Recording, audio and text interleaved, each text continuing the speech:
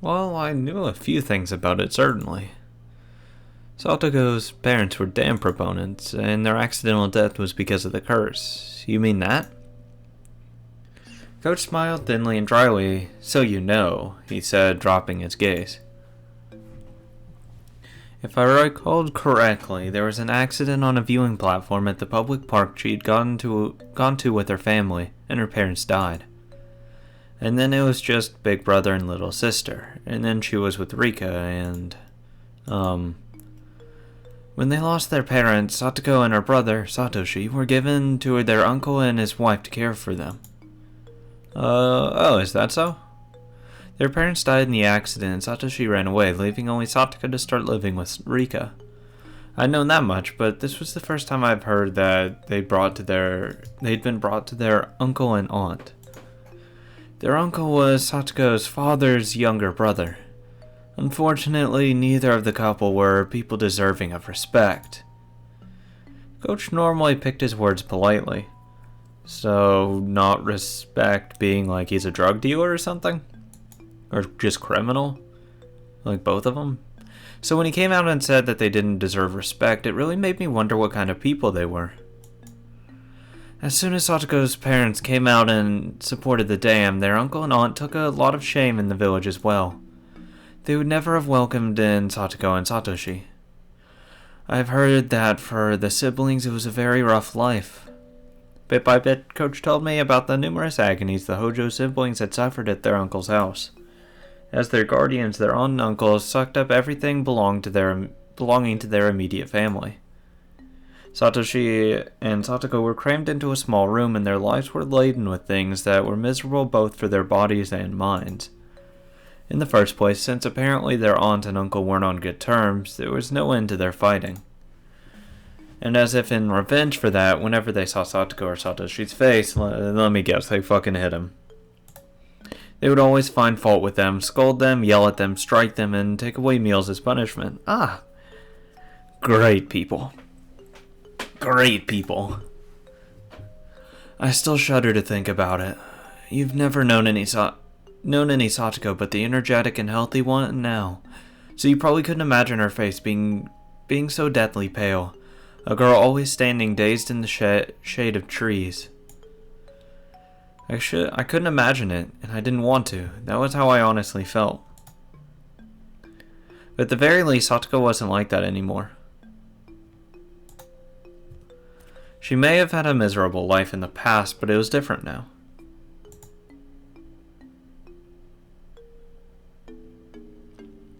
Something happened to change that life.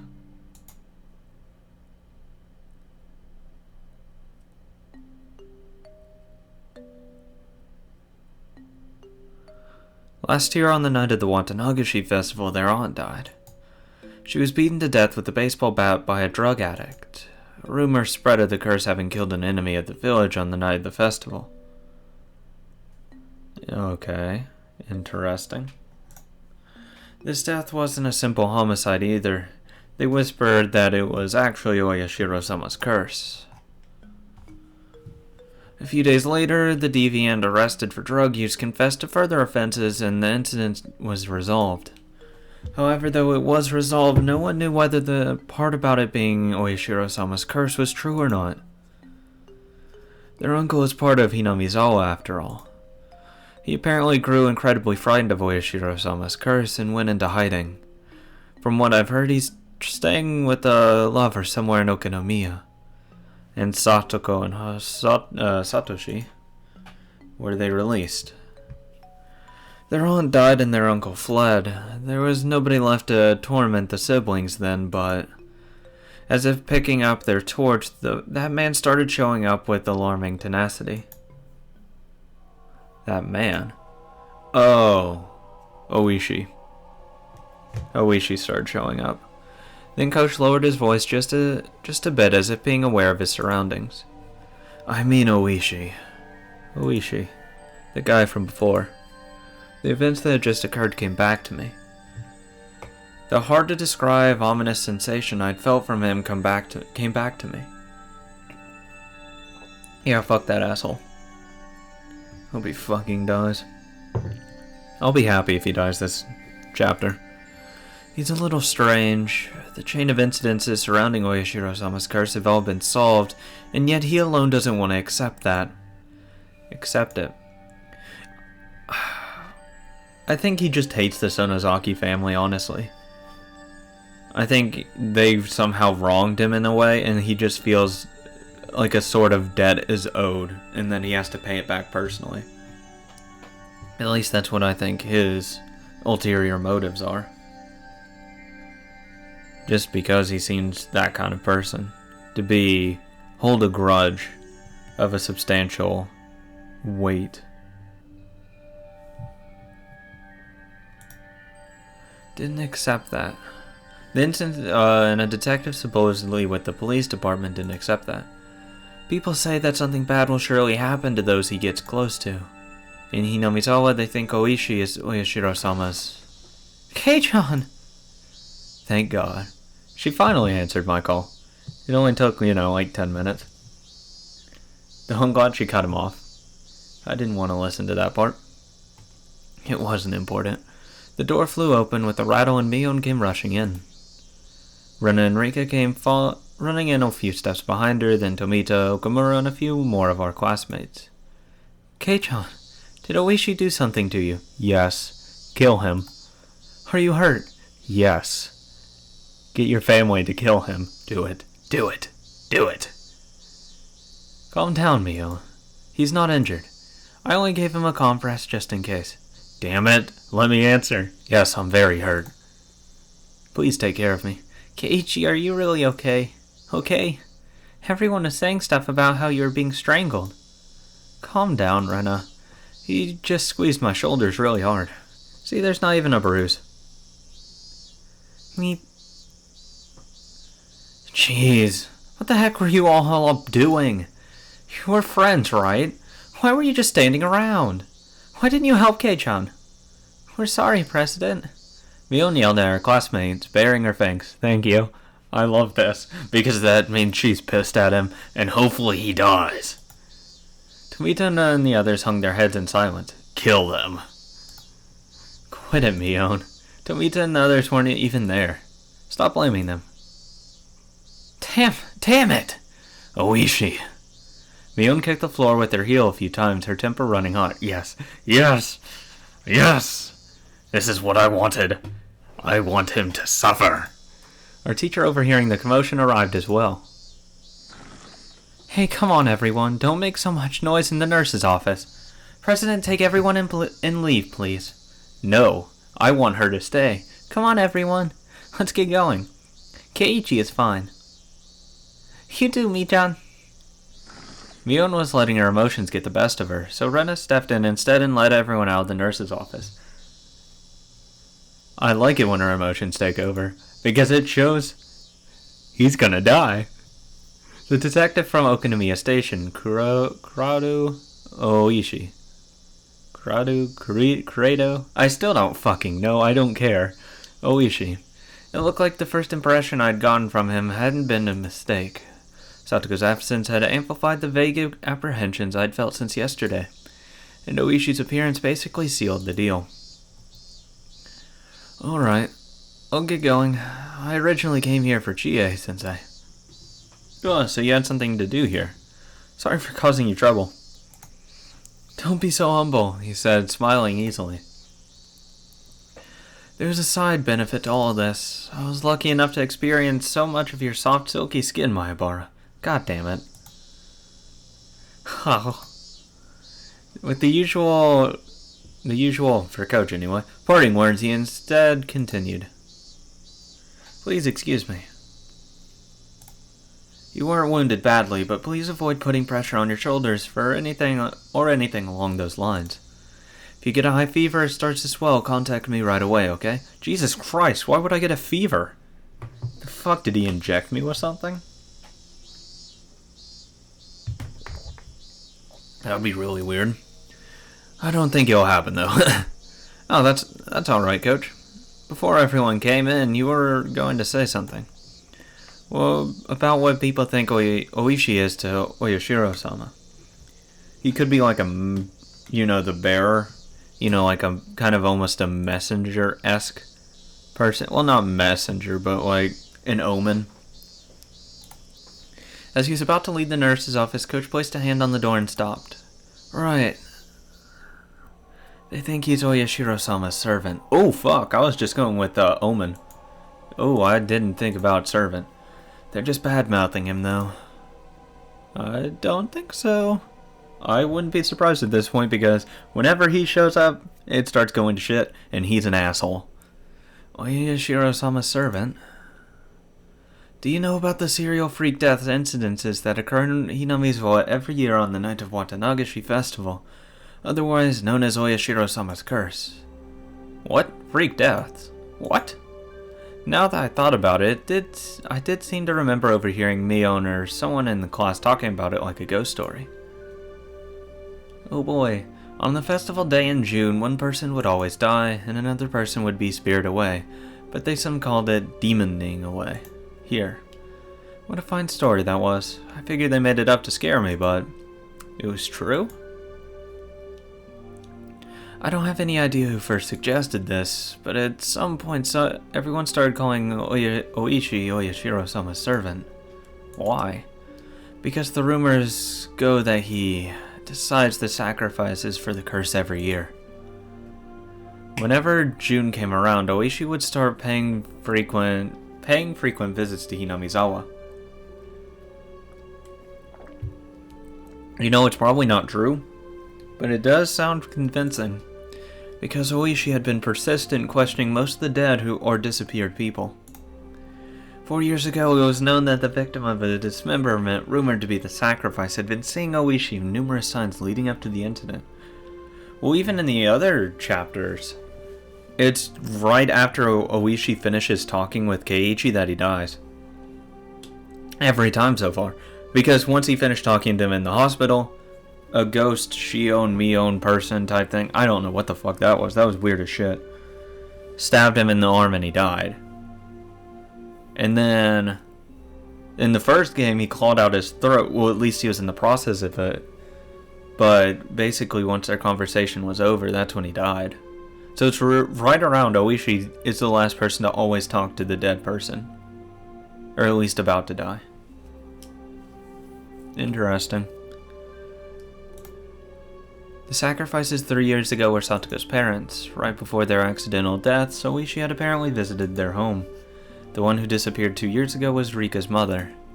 And again, people know that before she vanished, Oishi had been talking to her extremely frequently. The one who disappeared last year, Sato's older brother, Satoshi too had apparently been approached by Oishi many times before he vanished.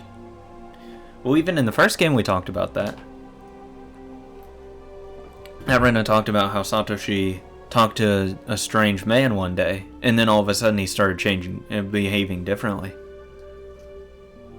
At least I think is what she said. I think so. I'm probably wrong. I don't know. I'll give it a 60-40. And then this time Oishi was trying to contact Sato.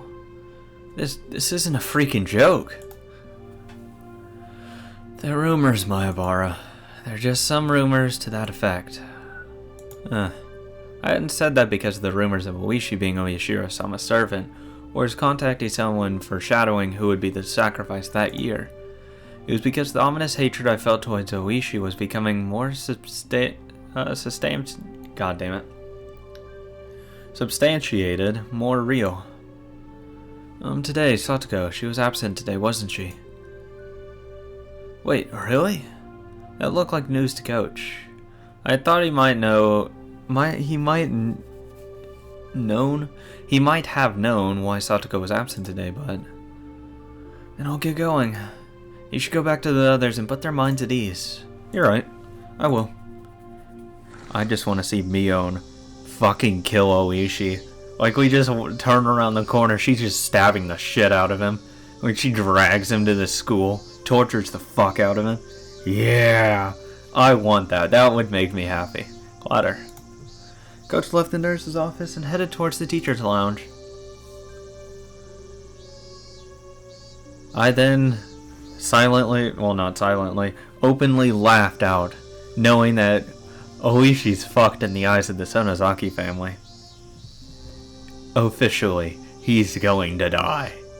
Yes! Kill his ass! Because she's pissed at him, and you know she'll tell the family. You know she's gonna tell the family and say, yeah, this guy, he's an asshole. The Hojo family.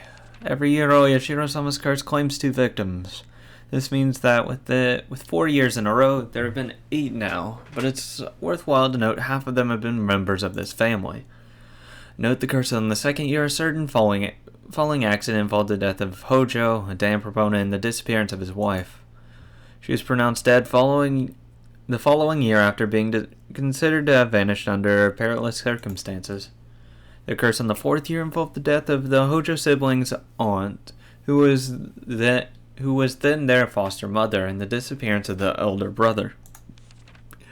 The Hojo family is a poor one, and it's hard to say Mr. Hojo's job went very well.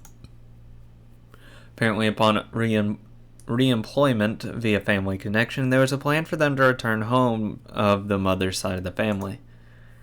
For Mr. Hojo, the eviction due to the Hinamizawa Dam project and the payment of a large amount of compensation money was essentially a windfall. Mr. Hojo aggressively accepted the Ministry of Construction's negotiations from an early stage and selected others from Hinamizawa who were also dam proponents. It was rumored he had been bought out by the Ministry of Construction for doing so, but the truth is unknown. However, the dam proponents were in the vast outnumbered minority. In addition, as the Sonozaki family strengthened its own foundation and promised support against the dam, all of the proponents, save for Mr. Hojo, switched over to the anti-dam side. I would too. Because they have a strong-ass family. Sign me up. It's called protection. At this point, Hinamizawa was completely unified against the dam, and Mr. Hojo was held up to ridicule as a stooge of the dam project's proponents. He was essentially used as a scapegoat for the anti-dam coalition. Wait, was that coalition? Yeah, coalition. I don't know, I read that differently.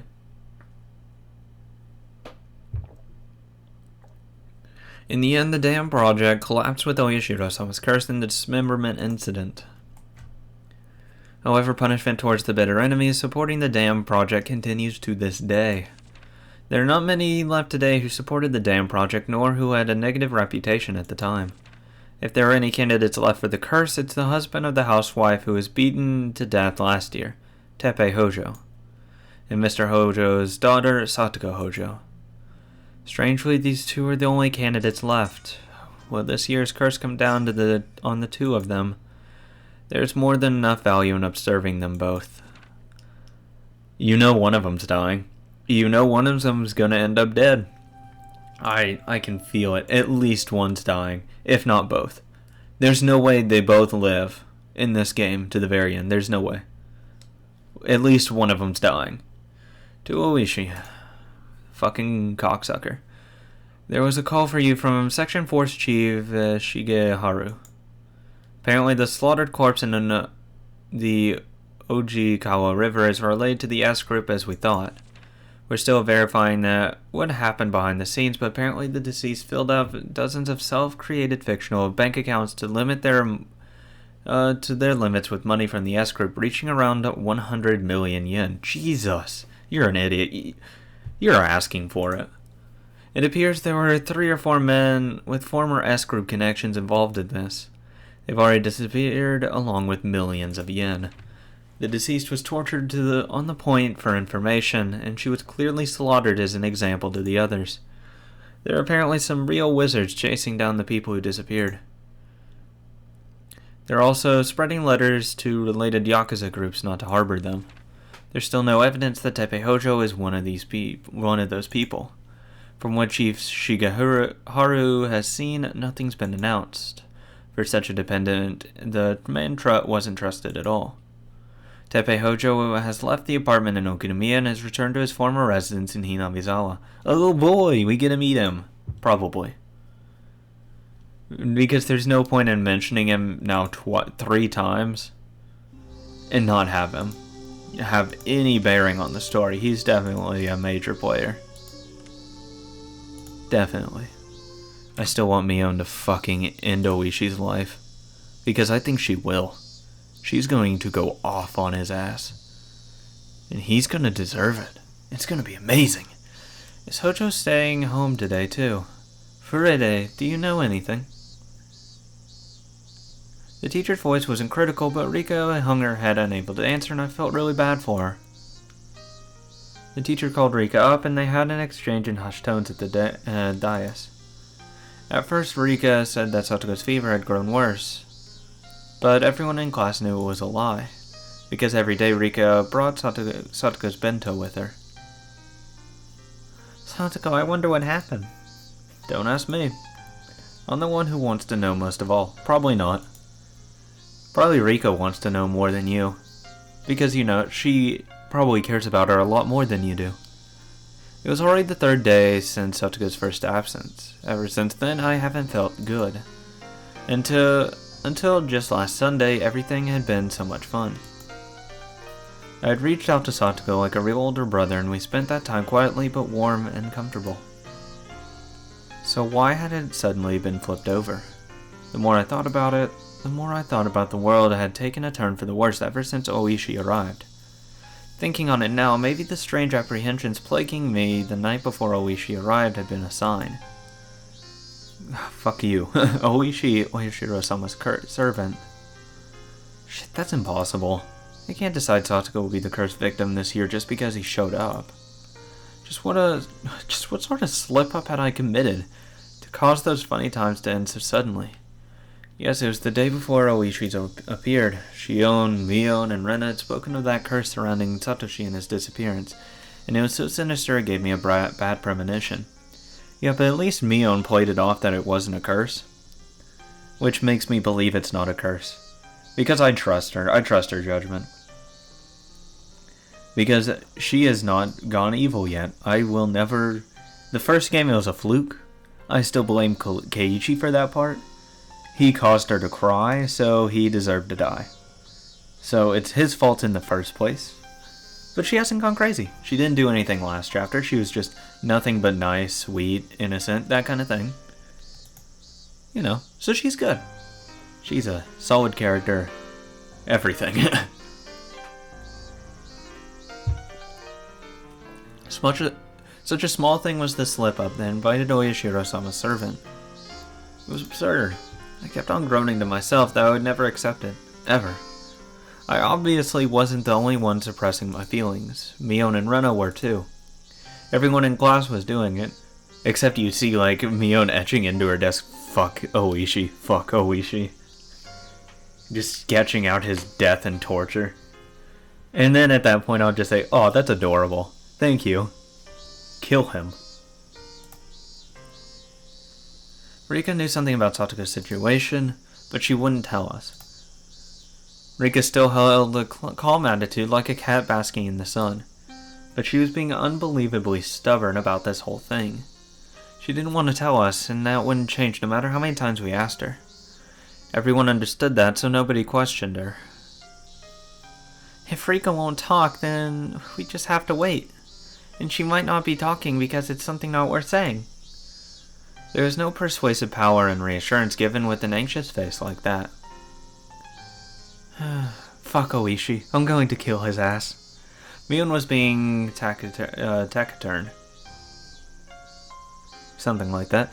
And just looked up at the sky with a somewhat annoyed expression. Aww. I couldn't tell if she was unhappy that Rika wouldn't talk about it with her own friends, or if she was concerned over Sato's well-being. Probably both. Probably she's unhappy that Rika won't tell her friends because she wants to make sure Sato's okay. Because she obviously cares about everyone. So it's probably both. And what about me?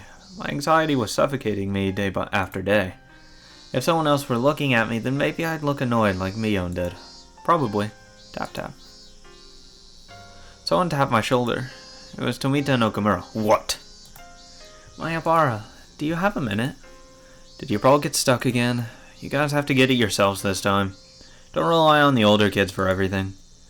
I didn't feel like going along with them, so I was just a little unsympathetic with my response. We heard a little interesting rumor. About who? If it's about Mion, I'm jumping at it. If not, I could care less. A rumor. Yeah, I just thought it might have something to do with that. A rumor. About Satoko, they hadn't said that, but it didn't seem unrelated. About who? Who? If it's Mion, I'm coming. If not, fuck you, I don't really care. Unless it's about, like, something that's important. But it doesn't seem important. They didn't want to talk in the classroom, so they pulled me to the school building, behind the school building, leading further credence to that thought. Lending further credence. The back of the school was damp and humid like always. Students didn't really come here because they wanted to. It might, however, have been the ideal location for trading rumors away from prying eyes. Tomita, Okumura, these rumors, they're about why Satoko's absent, right? We don't know if it has something to do with it, though, or maybe... What on earth happened to Satoko? Is she sick? Or maybe she could be, like, really sick or injured or something. No, actually, it's the opposite. I heard my grandma saying that she came to buy tofu at her shop yesterday. Oh, Tomita's family runs a tofu shop. Added Okumura. She went shopping to buy some tofu. My voice sounded so stupefied even I can tell. It was understandable. I was worried about what grave illness or injury she had when the person herself had been out and about shopping for tofu. So how was she? Did she look okay? Was she wearing a mask like she was getting better? Or was she using crutches, or did she have bandages on her? No, there weren't really any signs of sickness or injuries on her, but... I should have felt relieved that it wasn't an illness or an injury. But my anxiety wasn't going away. That's because he added the but. Had he just said there's no injury or illness, then it's like, oh, okay, I'm fine then. But the whole but at the end, it's like, but... So, she's missing both of her arms. What the fuck? Because Tomita and Okumura's expressions weren't looking any better. She apparently came to buy one piece of soft tofu, but my grandma said it was strange. Strange? Why? What's wrong with buying soft tofu? Irritated by how roundabout they were being, I had to desperately fight that irritation from creeping up into my voice. Well, Hojo and Furude live by themselves, and they don't have that much money, right? So they only ever buy the cheaper, firmer kind of tofu. They'd never buy the soft stuff. It's the most expensive thing there. Soft or hard, they're both tofu, right? Maybe she just wanted to eat some great tofu or something. Well, maybe, but... I knew how transparent I sounded right then. This wasn't anything trivial. It was some kind of important clue. Not the cheap firm tofu, but the expensive soft kind. Shopping not in the evening after school, but in the middle of the day. I couldn't figure out what those things meant. As I thought about it, Okumura took his turn to speak. Me next. This is just a rumor, but apparently he's back. He? Who? Who's back? Hojo's uncle. Satoko's uncle. Tepe. Which, is in the notes. So good as he is going to have some form of fucking bearing on the story. I doubt it's a good one because he seems like a general ass clown. And someone I'm gonna hate. Just because he seems like just a real fucking piece of work. And I hate fucking assholes. And he seems like a fucking snake. A rat. Kind of like, I don't know, he gives me... Because he was talking about how he could be involved with that whole stealing money from the Sonozakis. Yeah, that's just rat mob mentality. It's like, he's just trying to get by on scraps. He's gonna be a fucking asshole. Because that's all rats are. God, he's gonna be the fucking worst. I know I'm gonna hate him. Probably as much as Oishi. Though I'm still looking forward to Mion killing Oishi. Because I'm banking on that because she's pissed at him. She was pissed. And that makes me happy.